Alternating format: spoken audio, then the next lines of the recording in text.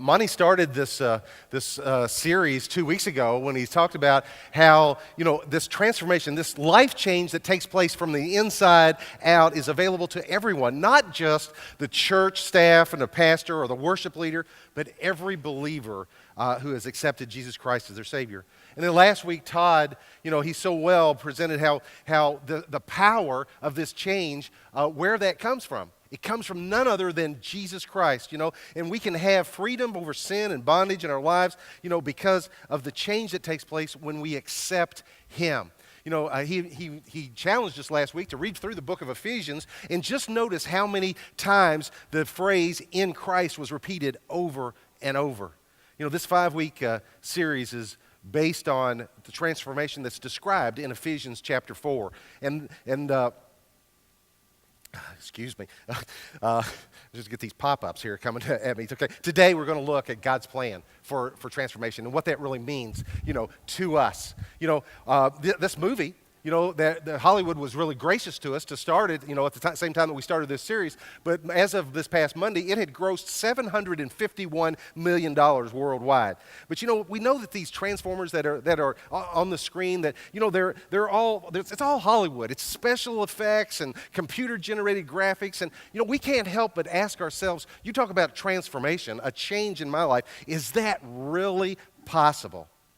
Well, if you would just sit back with me just a minute and just imagine, would you just kind of just in your mind's eye think of maybe some of these things that might change? Can you imagine forgiving and wanting the best for that person that you trusted in a business deal, or thought of them as your family, and they betrayed you or they stole from you? Can you imagine that you were thankful for a person, if you hear about an ex-spouse who blamed you for all of their indiscretions and their sin and their adultery, and you hear about that windfall and you say, "Oh, thank you," and I'm excited about that. Or can you imagine hearing about the promotion of an ex-boss, and a financial windfall that they would have, and this is a person who abused you and used you and stepped on you just coming up the corporate ladder? And can you imagine with me that's the first thought, not the second or the third thought, or a side thought, "Well, I guess I ought to be happy," but instead that you would genuinely and sincerely think that thought would come to your mind, "Thank you, Lord, for blessing them." Well, I'm here to tell you that today you're sitting next to people who are experiencing that kind of transformation, the transformation that comes from following Christ. Now, we're all growing in the process, and whether you have accepted Jesus Christ as your Savior, or you're just checking out this church thing or this Jesus thing, and you're not really even sure about being here, you may not even be comfortable about being here, we want you to know this is a safe place and that there is a changed life available for you. I had a frank conversation just in the past week with a man who 4 years ago was certain that he was at the end of his rope. His life had come crashing in on him. He was totally sunk. He said he thought that he would never recover because he was stretching his life to the very limit. In every area of his life, from his finances to his relationships, he's stretching every situation. And then one day in July of 2010, 4 years ago this month, it all came crashing down on him in the form of an indictment from the Attorney General for misappropriation of funds. He had put a strain on his marriage and his family because he just kept pushing these things under the rug thinking, "Oh, it'll be all right one of these days." He told me that he was neglecting everything that was really important for a long time. He told me, he said, "The truth is, I was a jerk. I wasn't really abusive in any way, but I was just not there for my family." His highlights were the next softball game or the next project, and while he appeared to be very successful and he got all kinds of accolades and public recognition by even being on the front page of the local newspaper, and he even served as a special deputy to law enforcement, he seemed to have it all together, but he knew that down deep something was just missing. He told me that the vision that his children, that he regrets that they have of him, was him leaving the house with a ball bag over his shoulder and be gone for days at a time. But through the process of reconciliation and counseling and restitution, he told me that he has discovered that his priorities were really just all out of whack. God did not even appear in the top 40 of his list. But now, God is one. Number one. This is all because he learned that God loved him unconditionally. He loved him when he was a jerk, And he loves him now that he is following him. Here's the point, folks. God will never love you more for what you have done or what you are doing or what you will do. Knowing that God forgave him and loves him and will never stop that loving him, he can now report the following things. He says, first of all, he and his wife are more in love than ever before. He and his wife read Scripture and pray together regularly. He looks for ways to be productive in the body of Christ. He and his wife are in a life group sharing with others.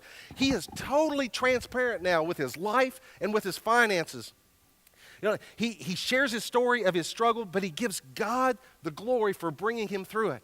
He told me that 4 years ago, if you'd have told him that any one of these things were possible, he would have said, no way. But today he knows that God makes a way where there seems to be no way. Now, everything is different, he tells me. He says, my life has gone through a huge change. That's a transformation. That guy is here today. That's my brother-in-law, Jackie McLeod. And I want to thank him for giving me permission to share his story. But do some of these, the parts of this story in his life, do they sound familiar to you? Are there areas that you would like to have that kind of transformation take place in your life? Well, today we're talking about God has a plan. And you being here may very well be the first step of that transformation. But beware and be warned right now. You may experience the same thing that Jackie experienced. Some of those that are closest to you, will not even recognize you. And they'll even come up to you and say, what in the world has happened to you? Well, here's the deal. God, as our Heavenly Father, wants what is best for you and me, just like we as parents here on earth want what is best for our children. We're going to dig into the Scripture because as we had discussed the last 2 weeks, when we have accepted Christ, we died with him and we were resurrected with him. And now we are forgiven and we are free and we are secure in him. And he then gives us gifts. We take up in verse 11 of chapter 4 of the book of Ephesians.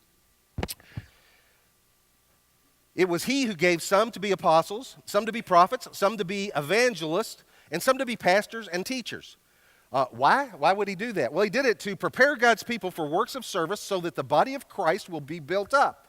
So if that's the deal, what's the goal? Well, the goal is until we would all reach the unity in the faith, in the knowledge of the Son of God, and become mature, attaining to the whole measure of the fullness of Christ. So if we're going to become mature, then we must have not been mature before. So verse 14 says that then we will no longer be infants tossed back and forth by the winds and the waves and blown here and there by every wind of teaching and by the cunning and craftiness of men in their deceitful scheming.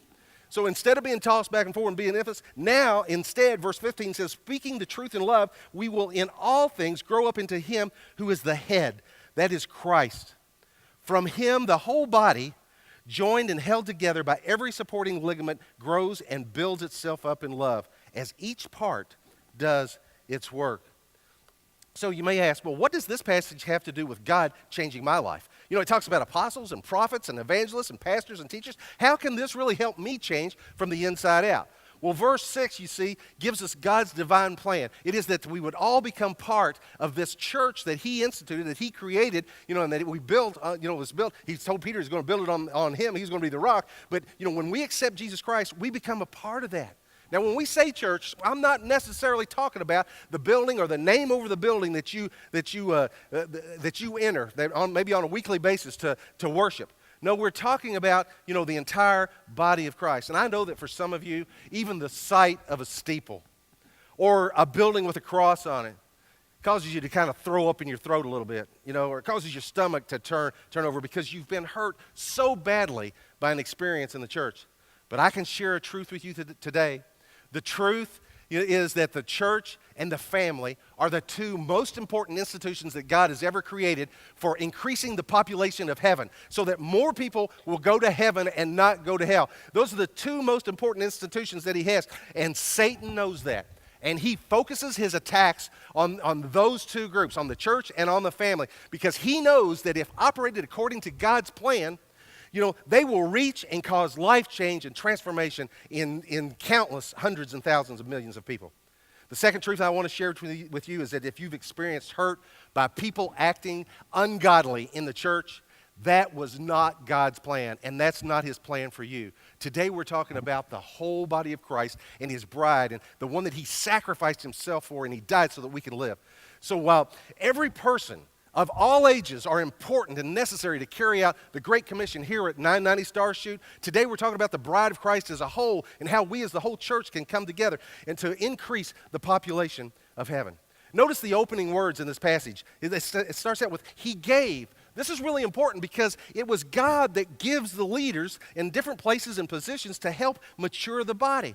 The focus was never to be on the leader. The focus was to be on the one who gives the leader. You know, He doesn't want you to think that the one standing on this stage or the one that's leading the music or the one that's leading your life group or your Bible study, that they're the most important person in your life and you can't live without them.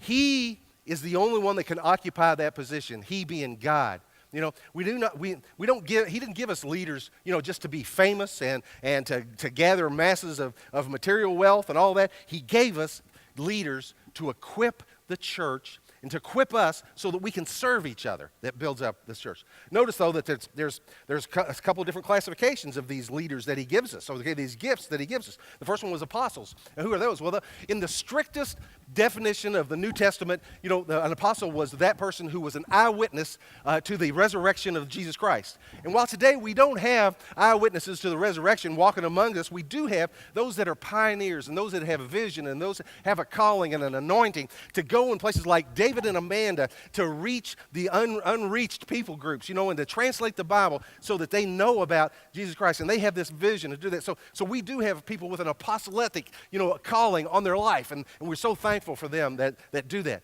Then he talks about these prophets. Who are these prophets that are mentioned? Well, they're people that can take the Word of God and they can make it culturally relevant to where I can apply it to my life today and share the truth with others. The other thing is that then he mentions evangelists. Well, these guys, we all have this vision of this traveling evangelist. Well, an evangelist is simply a person who can motivate ordinary people like you and me to make a decision to accept the gospel, to become a disciple that makes disciples.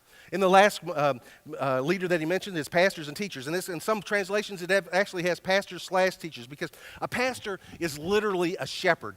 Someone who gives oversight, who feeds and cares for and gives direction. You know, we need pastors and teachers because we're all in a work of progress. I mean, you might be like the guy that says, man, I overcame a serious drinking problem. Life was a wreck. I accepted Jesus as my Lord and Savior, but last Friday night I got bombed.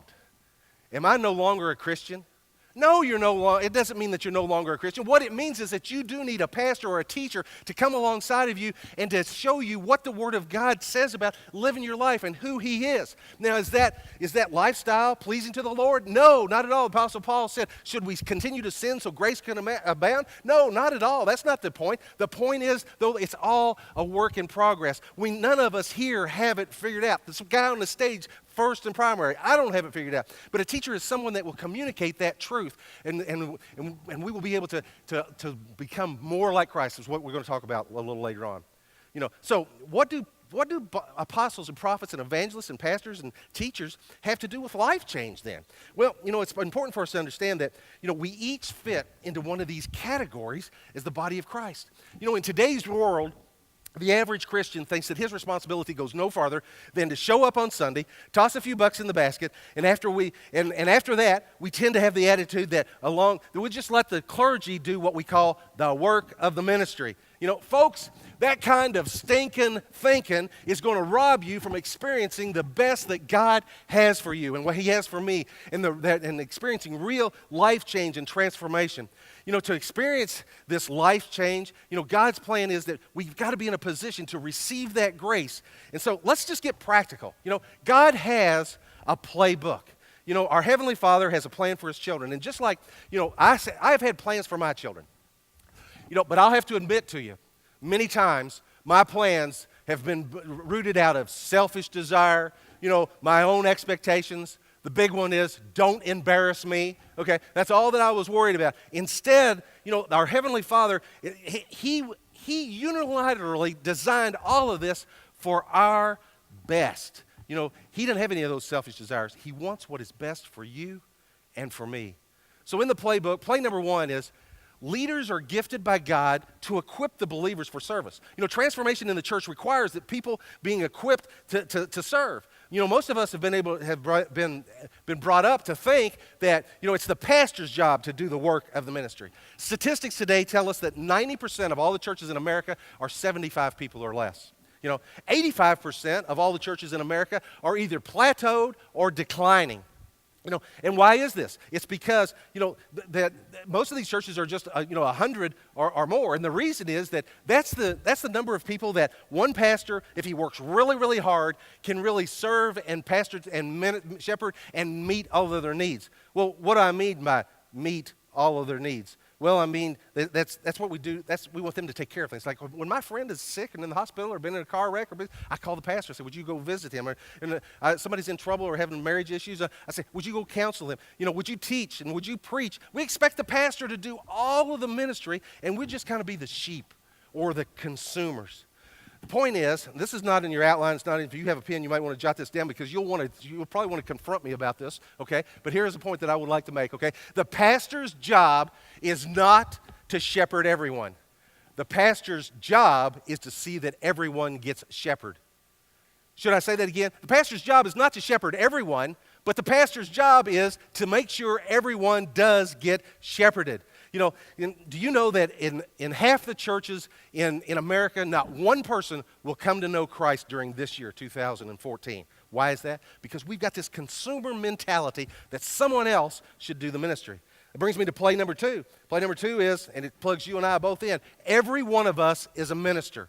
Ministers are regular, everyday people, just like you and me. Pastors shouldn't have all the fun and all the blessings of good. And I can tell you, you can get a lot of kudos and a lot of warm, fuzzy feelings by going and visiting people and sharing and ministering to them. But pastors shouldn't have all of that. The real action is in the body of Christ, is getting to see your gifts played out in the everyday, ordinary, day-to-day life. Are you beginning to get the picture? Last week we talked about in verse 8 of chapter 4 that Christ had defeated Satan and he gave his gifts to his people. Your giftedness is a reminder of your spiritual position in Christ. He wants us all to be in a position to play the game. That's why it's so important that our leaders, equip others to help them find their place and their gifts. It's equally important for you and I to actually be in on doing the work of the ministry. This meeting here today is not the game. I don't know if you recognize these people or not, okay? But this guy, number 13 on the right, yes, that's our own Kentucky Pillsbury throw boy. Jared Lorenzen. I heard him on a radio ad this past week, and he even referred to himself as the hefty lefty, and he's asking for a pizza at the end of the script, okay? He was on the New York Giants team in 2008 that played in the Super Bowl, number 42, and he received a Super Bowl ring because the Giants won the Super Bowl that year. But you know what? He never got off the sideline. As a matter of fact, he only came into a game during the fourth quarter of the season opener that year against the Dallas Cowboys for the injured Eli Manning. And poor old Jared never saw action after that. So after the game, which of these two guys, as they're heading to the dressing room, which of these two guys do you think cherishes their championship ring more? The guy that was in the game, calling the plays, directing traffic, or the guy that was on the sidelines for the whole time? God plans for you and us to be in the game, not to just come here on Sunday, sing a song, hear a message, drop a buck in the plate, go eat lunch, and go take a nap. To use the football analogy you've heard many times before, it's a huddle. This is the huddle. We have come together to make plans, to talk about strategy, to get equipped and prepared for the work that needs to be done. We work hard every Sunday to make sure that we have a dynamic and an effective worship service, but this is just a spiritual huddle. It's not the game. It's not the action. Do you know where the action is? It's where you work. It's where you play. It's where you live. It's where you shop. It's inside your home, okay? The fact is, you are a minister. In church, we have a limited number of staff, and we have an even more limited number of pastors. But we have hundreds sitting amongst you today that are ministers. I have a list on the whiteboard in my office of people that have come to my office and said, just asking, how can I help? And some of you are sending cards of encouragement, cooking meals, and visiting those in the hospital. And we have a prayer team that prays faithfully for the needs and the requests that we receive each week. And for that, we are so grateful to each one of you for the sacrifice and the service that you give. But I also know ministers here that pose as moms driving carpools, insurance agents that go inside people's homes and talk about their needs, doctors who are undercover ministers, school teachers and Teachers' aides investing in the lives of young people every day. We have nurses who see people in various stages of illness and health. We have Amazon, Lexmark, and UPS employees and managers who are having Bible studies at lunch or on break. We have real estate agents who welcome people into the community and help them find houses to make homes. You know, these guys look like they're just showing up for work every day. They look like they're running a company. They're building buildings or they're paving streets. But actually, they are ministers of the gospel. And when they hear of a personal need or a crisis, and this has happened here, when they hear a child is in trouble or the marriage is in trouble or there's a physical or a material need, they move in and they represent Christ to those people. You see, God has planned for his plan for the whole body is that every one of us is to be a minister. And when you get involved, man, it gets exciting. You might say, well, I don't know about this. I don't know if I have any spiritual gift. Or how can I help another person?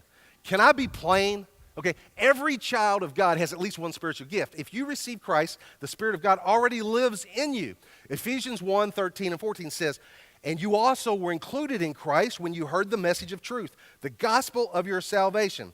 Get this, when you believed, you were marked in him with a seal and the promised Holy Spirit, who is a deposit guaranteeing our inheritance until the redemption of those who are God's possessions, to the praise of his glory. So you see, the Spirit of God lives in everyone who accepts Jesus. You know, that is, and you have a spiritual gift.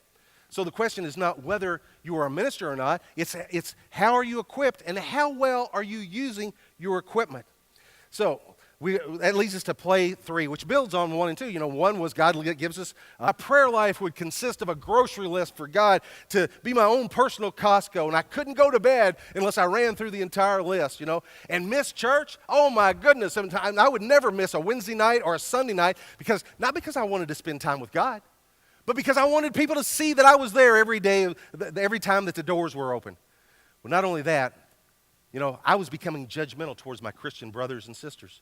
You know, those ones who didn't measure up to my expectations. You know, they seemed to be doing less. They were not sharing their faith like they could, or they're not giving as much money as I was giving. You know, I was being transformed, all right, but I was being transformed into a self-righteous religious zealot. Do you know what the Bible calls that tendency? They call that legalism. You know, it's giving the appearance of righteousness when in fact our souls are a mass of sinful contradictions. You know, Jesus spoke the harshest words in all the New Testament, not to the sinners, not to those that were far from God, but to the self-righteous religious leaders and the indignant people whose lives looked good on the outside and their external experiences were great, but their hearts were far from God. I came home one night from a meeting. I told Pat, I said, church is killing my Christianity. Well, it really wasn't church that was killing my Christianity. It was my own self-condemnation and looking in the wrong place for my identity and being lined up with being like Christ. I'll never forget that sometime after that our daughter Amy was born, and I came to the realization that here I'm a parent now. I got no idea how to do this. I don't know. Lord, I mean, if it's going to get done, you're going to have to do it. And I remember actually literally falling on my knees and saying, Lord, I give it all up to you, you know, because if it's going to get done, you got to do it. I got no idea.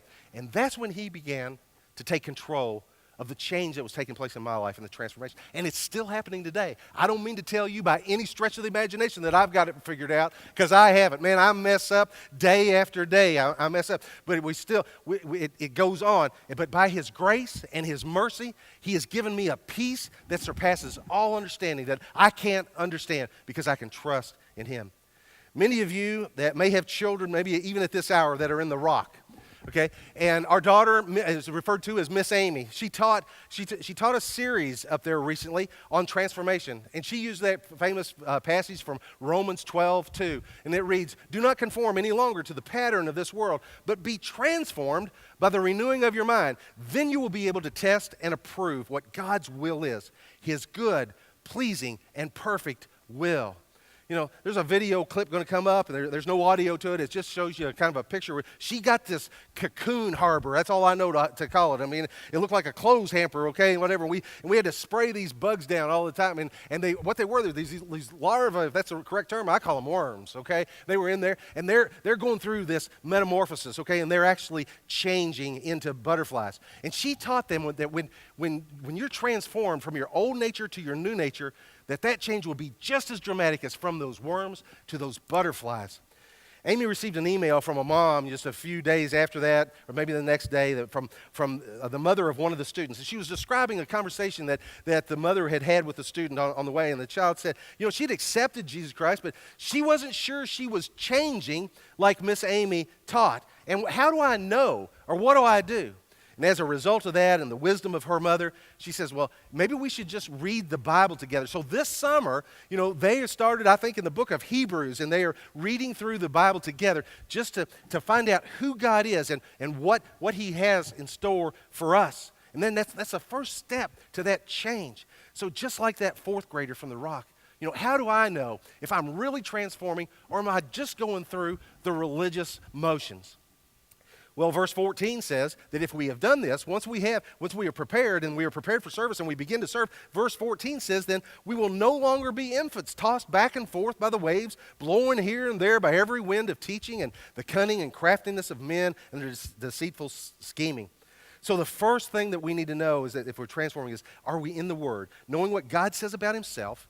So I won't lock up one day when the doorbell rings. I go to the door and open it, and there's the people with the pamphlets, and they're going to show me the new way or where I need to become part of their group. Or, I won't be locked up when some new age teacher wants to tell me that this life is all that there is and nature's all that we have, and this life is, when it's over, it's over. No, instead, we'll have a basis of what the truth is. The second way we know if we're actually changing is, do we love with authentic love? Are we able to speak the truth in love, in a loving way that does not condemn or judge? Verse 15 tells us that since we're going to change, we're no longer infants. No, verse 15 says, instead, we're going to, speaking the truth in love, we will in all things grow up into him who is the head of Christ. Jesus never condemned a sinner. But instead, he always offered total and complete mercy and grace to redeem that sinful person from that lifestyle so that they could be reconciled to him. Now, I don't mean that you just go speak the truth in love. Some of us have, I've said oftentimes that my spiritual gift is conflict, okay? Then I want to go speak the gift in love because I just like to get a charge out of that. That's not what we're talking about here. We're talking about having a heartfelt, authentic love. You practice. When you see your brother or your sister in Christ that's moving in a direction that may be harmful to them or harmful to the body, you go to them. You practice what you're going to say. You pray about what you're going to say. You get knots in your stomach. You don't sleep the night before, but you go and you speak the truth in love because you love them too much to remain silent. The third way to know if we're actually transforming is to ask myself, am I participating in the body of Christ? Verse 16 says that from him the whole body, joined and held together by every supporting ligament, grows and builds itself up in love as each part does its work. Notice the three key words here are whole, every, and each. 1 Corinthians 12:12 is that passage that tells us about the body is a unit, though it is made up of many parts, and though all its parts are many, they form one body. So it is with Christ. Well, get this. This chapter goes on to explain how we're all necessary and talk about the foot and the hand and all that. But, just like our fleshly bodies are made up of many parts, God designed them to fit together exactly. When joints are touching each other and ligaments are tying them together, and it's a beautiful, complex, living organism. We're all parts and we're designed to fit together just like God wants us. In that same chapter, verse 18 says, but in fact, God arranged the parts in the body, every one of them, just the way he wanted them to be. So I've got to ask myself, and I guess that you would ask yourself, are we connected in the same way that ligaments connect our bones and our joints? Are we loving each other? Are we touching each other in a way that we're a good fit? Because the final way to know if we're transforming is are we not only being a part of the body and participating, but are we doing it in love? Can we forgive those people that have wronged us like we talked about at the very beginning? Like Jesus has forgiven us. And when I think of how much that I've been forgiven of, and there is no sin that is committed against me that hasn't already been committed against Jesus. But, I have no right to withhold forgiveness from anyone. So I have one question in our closing. In my bag here, and it's based back on Romans 12, too. It says, be no longer conformed to this world, but be transformed by the renewing of your mind so that you know what the good, perfect, pleasing will of God is. This is the object of which, this is a transformer, okay? And I picked this up, and it's a very simple one, okay? But in the single click it goes from a truck to a robot that has all kinds of powers and is able to do all kinds of things. Well, how does that happen, okay? Well, the reason that it can be transformed instantly into that robot is that because it had a designer and a developer and a plan that was able to change it from the inside out, from its old nature to its new nature. And like our Father in heaven has designed us, to be changed from our old person to a new person. 2 Corinthians 5:17 says that if anyone is in Christ, he is a new creation. The old is gone and the new has come. On the other hand, I have in my hand some plumber's putty. Now, this used to be called pipe dope, but I think somebody got offended by the name, okay? So, but this pipe dope, okay, has no function or design of its own. All that it does is it will fill crevices, or it will just conform to whatever pressure is applied to it.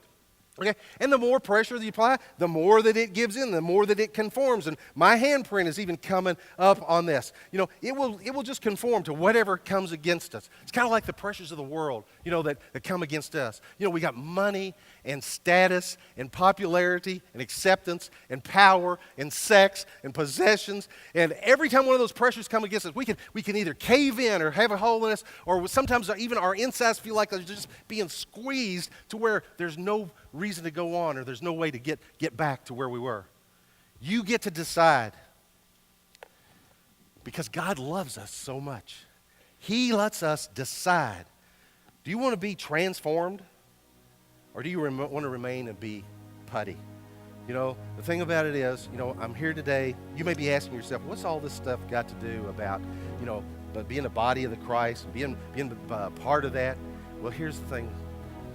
If you have never accepted Jesus Christ as your Savior, we're here to help you explore that and what that means, to share with you, the same truth that many people sitting around you have already experienced and that we're working through.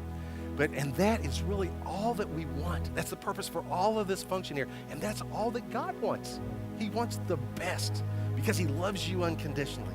And in the next few minutes, we're going to have a time of decision and a prayer. And if you would like for us to pray for you, for a need that you have, or if you'd like to join this family of faith, or you want to know about this whole process of becoming like Christ and accepting Him, there's going to be leaders, there'll be staff and elders and down front. And I can tell you one thing, because I've been down there, okay? They're praying that you will have the courage to make that step. Now, it doesn't end. You don't have to come down for it. There'll be people in the back. We're here every day of the week, and so it doesn't end just today. But our prayer for you today is that you wouldn't leave without taking the first step of being transformed.